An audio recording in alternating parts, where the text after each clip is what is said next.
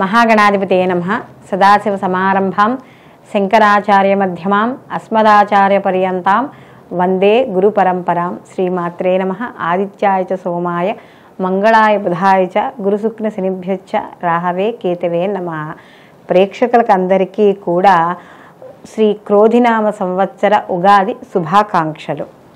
మనం ఈ శ్రీ క్రోధినామ సంవత్సరంలో మనం ఈ ద్వాదశ రాసుల వారికి కూడా నవగ్రహ సంచారాలను అనుసరించి మనం ఈ శుభాశుభ ఫలితాలు చెప్పుకోవడం అనేది జరుగుతుంది. అయితే ఇక్కడ ఈ సంవత్సర ఫలితాలు తెలుసుకోబోయే ముందర అంటే వీళ్ళు ఈ ద్వాదశ రాసుల వాళ్ళు కూడా ఈ సంవత్సరం అంతా కూడా ఎటువంటి విషయాల్లో జాగ్రత్తగా ఉండాలి, ఎటువంటి విషయాలు చేపట్టాలి, వివాహ విషయాల్లో కానీ గృహప్రవేశము, సంతానము, ఉద్యోగము, విద్య, వ్యాపారము, ఆరోగ్యము, ఇలా అన్ని రకాల విషయాల మీద కూడా మనకి ఒక అవగాహన అనేది తెచ్చుకుందుకు మనం ఈ ఉగాది సంవత్సర పంచాంగ శ్రవణం అనేది మనం చెప్పుకోవడం అనేది జరుగుతుంది. అయితే ఇక్కడ ఈ యొక్క మన ఈ ద్వాదశ రాశుల ఫలితాలు తెలుసుకునేటప్పుడు ఇక్కడ అన్ని గ్రహాల గురించి మనం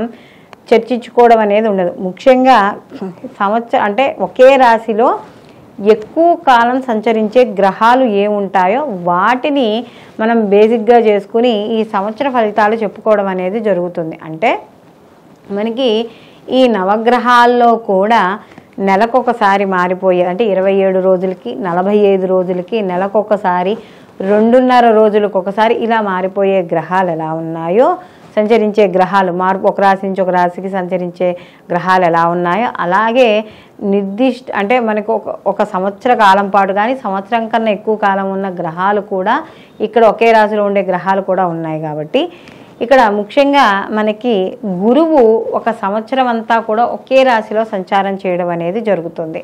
అలాగే శని భగవానుడు ఒకే రాశిలో 2.5 సంవత్సరాలు సంచారం చేస్తాడు. రాహుకేతువులు ఒకే రాశిలో 18 నెలలు సంచారం చేయడం అనేది జరుగుతుంది. కాబట్టి ఈ యొక్క ఉగాది ఫలితాలు అనేవి ముఖ్యంగా దేశ గోచారానికి సంబంధించినవి, అలాగే ఇటు దేశ గోచారంతో పాటుగా మన యొక్క జన్మ జాతకాలు అంటే గోచార రీత్యా మనం చెప్పుకునే ఫలితాలు. ఈ ఫలితాలు కూడా బేసిక్గా ఈ 4 గ్రహాల యొక్క సంచారాన్ని ముఖ్యంగా మనం పరిగణనలోకి తీసుకుని ఈ యొక్క ఫలితాలు చెప్పుకోవడం అనేది జరుగుతుంది. కాబట్టి మనం ఇప్పుడు ద్వాదశ రాశుల వారికి వీళ్ళకి శుభాశుభ ఫలితాలు ఏ విధంగా ఉంటాయి అనే విషయాన్ని తెలుసుకుందాం. కన్యారాశి. కన్యారాశిలోకి ఉత్తర 2, 3, 4 పాదాలు, హస్త 1, 2, 3, 4 పాదాలు, చిత్త 1, 2 పాదాలు కన్యారాశిలోకి వస్తాయి. కన్యారాశికి రాశ్యాధిపతి వచ్చి బుధుడు. అయితే కన్యారాశి వాళ్ళకి ఈ శ్రీ క్రోధినామ సంవత్సరంలో ఆదాయ వ్యయాలు ఎలా ఉంటాయి అని తెలుసుకుంటే వీళ్ళకి ఆదాయం 5, వ్యయం 5 అంటే ఖర్చు అలాగే వీళ్ళకి ఆదాయము 2 సమానంగా ఉండడం అనేది జరుగుతుంది. అంటే పొదుపుగా తగ్గుతుంది.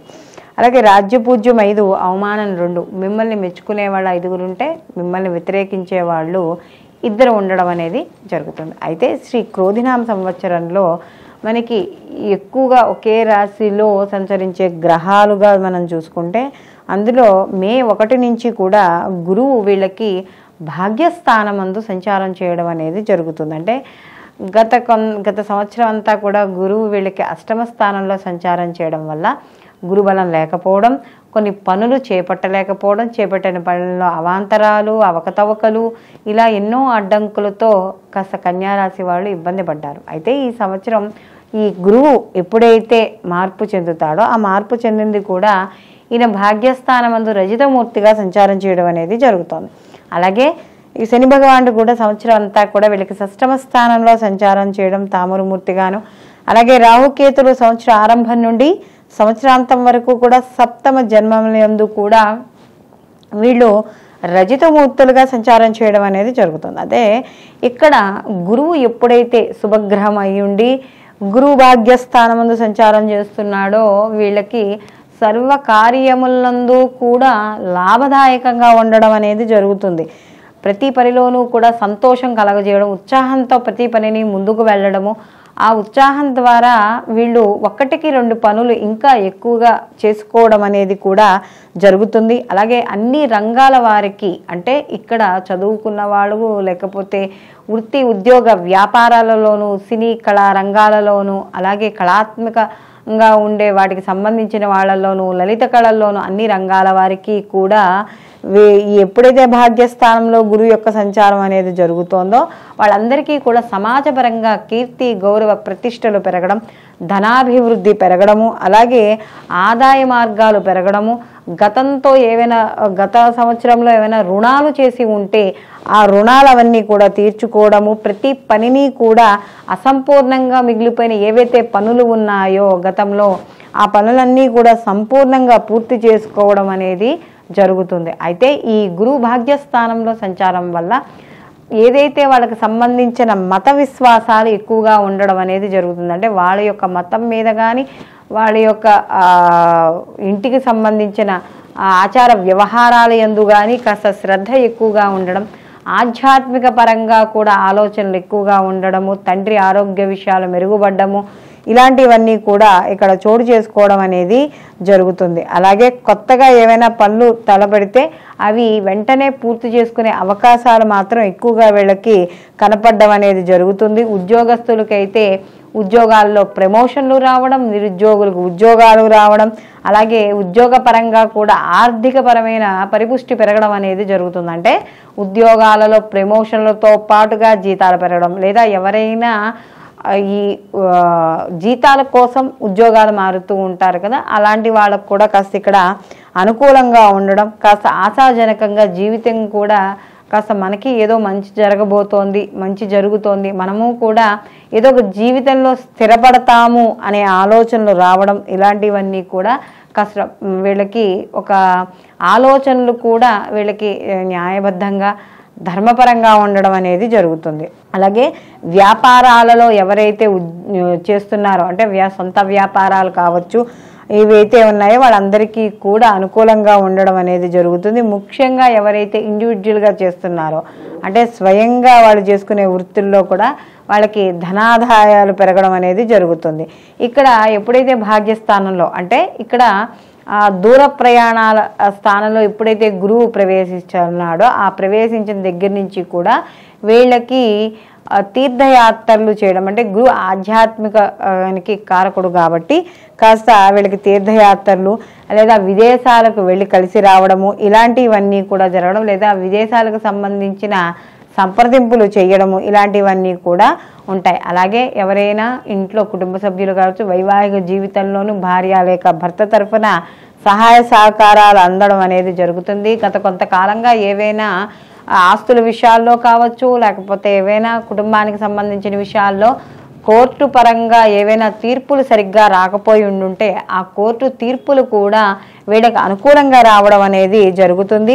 వృత్తిపరంగా మీరు ఏదైతే ఎదగదలుచుకున్నారో, దానికి ఎవరైతే సహాయ సహకారాలు కోరదలుచుకున్నారో వాళ్ళ యొక్క సహాయ సహకారాలు పూర్తి స్థాయిలో అందడం అనేది ఇక్కడ మనకి జరుగుతుంది. అలాగే ఉద్యోగాల్లో కూడా ఇంక్రిమెంట్లు, ప్రమోషన్లు కూడా పొందే అవకాశము, అలాగే బంధువులతోనూ మిత్రువులతోనూ కూడా సత్సంబంధాలు ఏర్పడతాయి.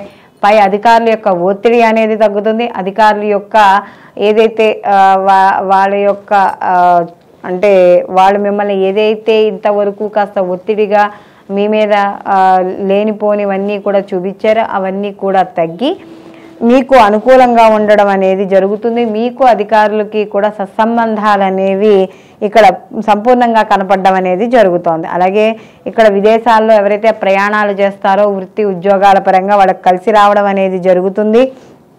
అలాగే వివాహం ఎవరికైతే స్త్రీలు పురుషులు ఎవరైతే ఉన్నారో ఇప్పుడు వరకు అవ్వలేని వాళ్ళు ఎవరైనా ఉంటే వాళ్ళకి ఈ సమయం చాలా మంచిదిగా మనం చెప్పవచ్చు. అలాగే ఎవరైతే సైంటిస్టులు పరిశోధనా రంగాల్లో ఉన్నారో వాళ్ళందరికీ కూడా అనుకూలంగా ఉంటుంది.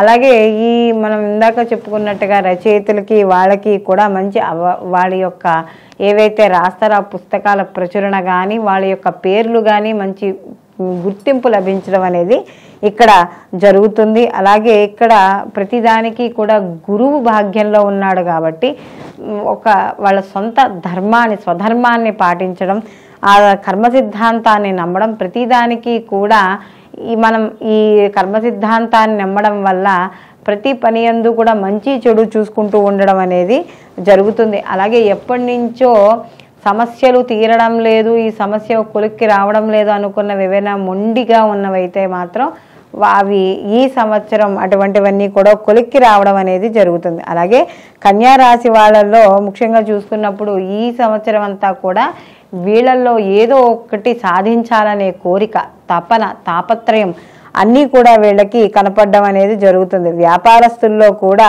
మనకి నిర్ణయాలు ఏవైతే ఉన్నాయో అవి చాలా వచ్చే నిర్ణయాలన్నిటినీ కూడా వాళ్ళు చాలా సవాళ్ళగా ఎదుర్కోవడానికి వీళ్ళు సిద్ధపడడం అనేది జరుగుతుంది.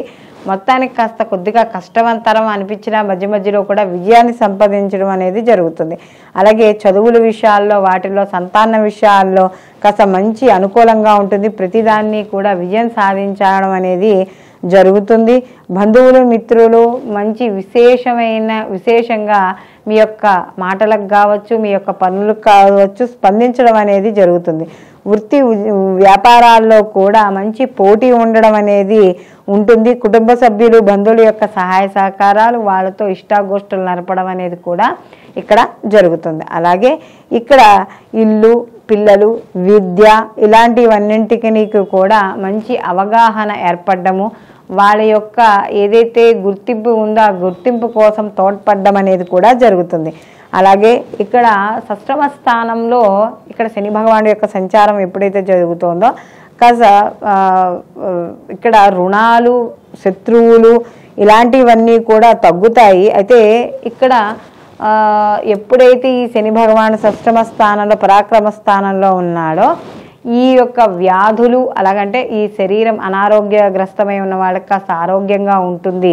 ప్రతి పనిని కూడా కొత్త ఆలోచనలతో చేయాలనుకోవడం, ఎప్పుడు వెళ్ళిపోతున్న సామాన్యంగా వెళ్ళిపోతున్న వేలోనే కాకుండా దాంట్లో కూడా ఏదో కొత్తదనాన్ని చూపించాలనుకోవడం, వాళ్ళ క్రియేటివిటీని అంతా కూడా బయటపడ్డము, తద్వారా మంచి ఆ క్రియేటివిటీని ఎప్పుడైతే మీరు బయటపడతారో ఆ బయట పెట్టడం ద్వారా కొంత మీకు సానుకూలమైన పరిస్థితులు గోచరించడం అనేది జరుగుతుంది. అలాగే ఇక్కడ శని సంచారం వల్ల కాస్త అనుకూలమైన ప్రభావాలు చూపిస్తూనే ఉద్యోగ విషయాల్లో కూడా ఎప్పుడైతే ప్రమోషన్లు పెరిగాయో ఆటోమేటిక్గా బాధ్యతలు కూడా పెరగడం అనేది కనబడుతోంది. అలాగే ప్రతి పనిలోనూ కూడా మీరు క్రమశిక్షణ, నైపుణ్యము ఇలాంటివి ఏవైతే ఉన్నాయో అవి మంచి అవకాశాలకి దారితీసే విధంగా కనబడుతూ ఉంటుంది.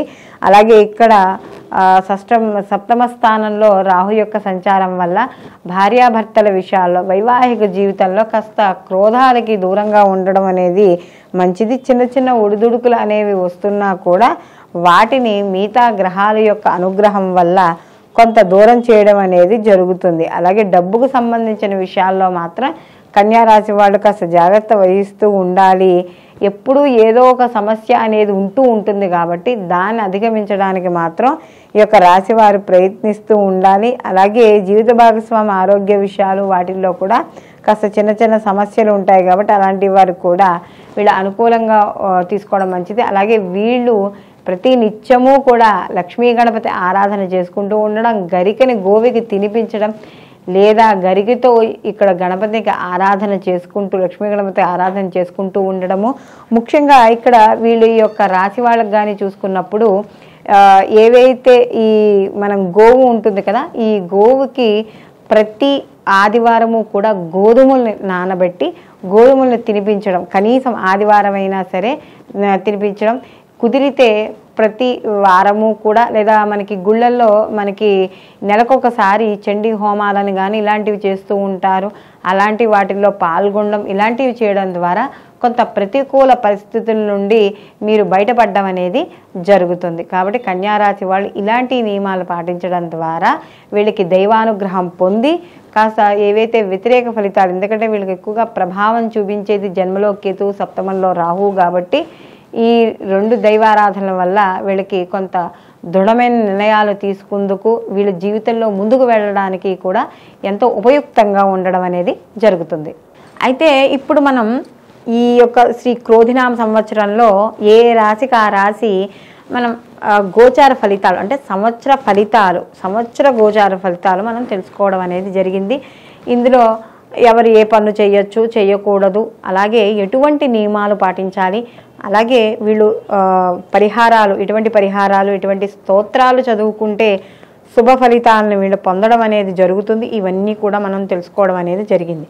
అయితే ఇది మనకి సంవత్సర ఫలితాలుగా పరిగణించడం అనేది జరుగుతుంది. అయితే దీనితో పాటుగా మనం ఎవరికి వాళ్ళకి వ్యక్తిగత జాతకాలు కూడా పరిశీలనలోకి తీసుకోవాలి. కారణం ఏమిటంటే ఈ వ్యక్తిగత జాతకాలు ఏవైతే ఉన్నాయో ఆ వ్యక్తిగత జాతకాలకి ఈ గోచార ఫలితాలను కూడా అనుసంధానం చేసుకోవడం ద్వారా పూర్తి సంపూర్ణమైన ఫలితాలని పొందడం అనేది జరుగుతుంది. అంటే ఇక్కడ జన్మజాతక రీత్యా జరిగే మహర్దశలు, అంతర్దశలు, ప్రత్యంతర దశల ద్వారా వ్యక్తి యొక్క జాతకంలో వచ్చే మార్పులు, ఆ యొక్క ఫలితాలని ఈ యొక్క గోచార ఫలితాలకి ఈ గోచారంలో ఉండే గ్రహాల యొక్క స్థితిగతులుగా అనుసంధానం చేసుకుంటూ అప్పుడు పనులు ముందుకు చేయడం ద్వారా మీరు చేపట్టే పనుల్లో తప్పనిసరిగా విజయం సాధించడం అనేది జరుగుతుంది. సర్వేజన సుఖినో భవంతు, లోకా సంస్థ సుఖినో భవంతు.